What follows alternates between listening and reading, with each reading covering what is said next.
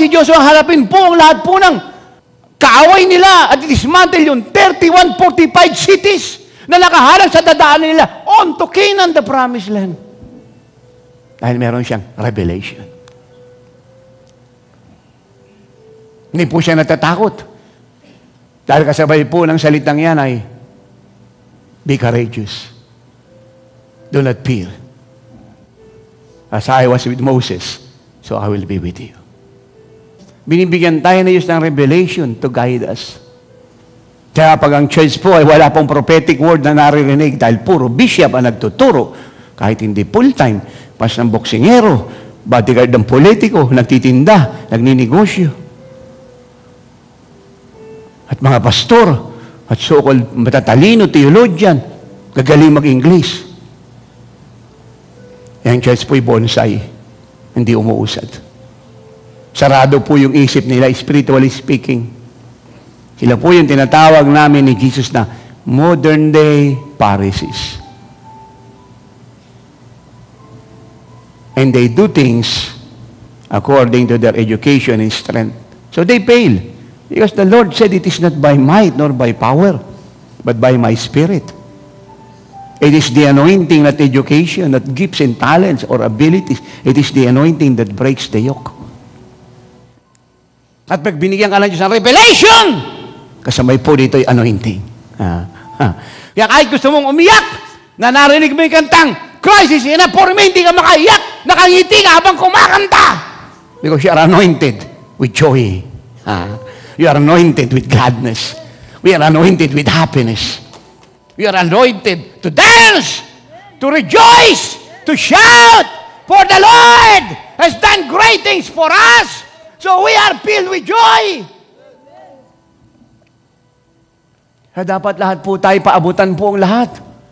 Kung tayo po yung mga pastor at pastor, siguruhin po natin na pati po yung pinakamaliit na attendee sa church po natin o chapters natin o bata ay mapapaabutan ng katotohanan ito. Hanggang doon sa matanda. Wala exempted.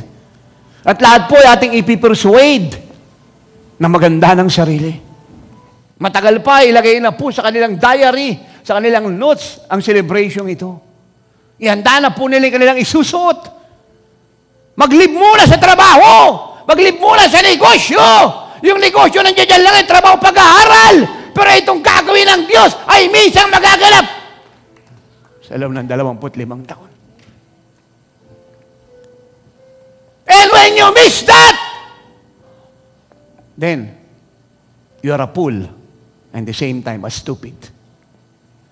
Let me repeat that. Then if you miss that, you are a fool and a stupid. Dahil pinagpalit mo ang one of its kind event na ito na hindi mo alam kung kailan pa mauulit. Hello? Sa trabaho mo, negosyo at pag-aaral, na araw-araw, ay nandiyan lang. Now, watch me please. Dahil pag ang Diyos po ay gumawa ng remarkable event, siya po ay tatama sa susunod na panahon. Kaya po yung lahat na remarkable event na ginagawa ng Diyos ay hindi niya ginagawa taon-taon.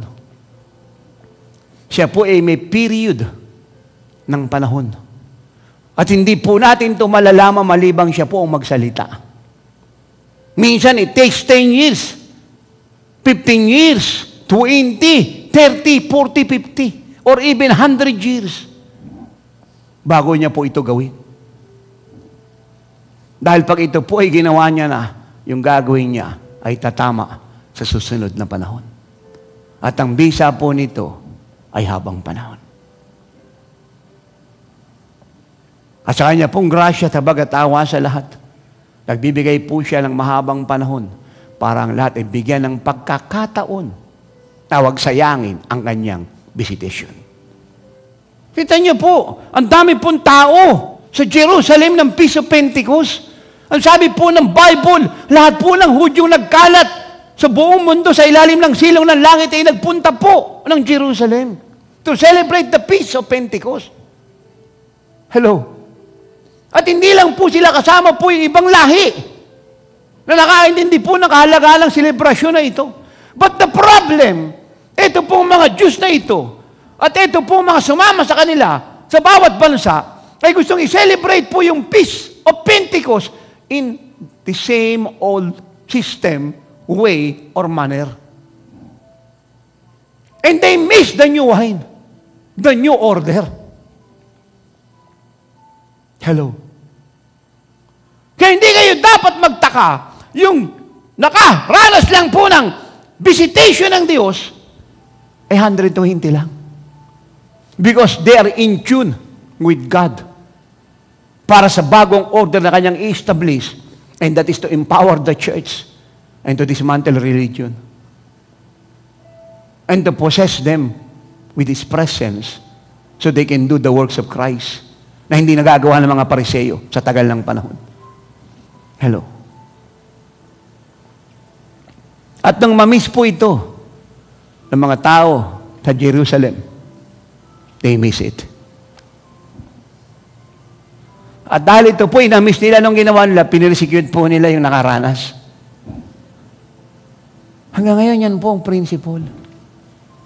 Kaya God, the glory of God is so heavy in this building. Do you sense the presence of God? I see smoke all over this place. Glory.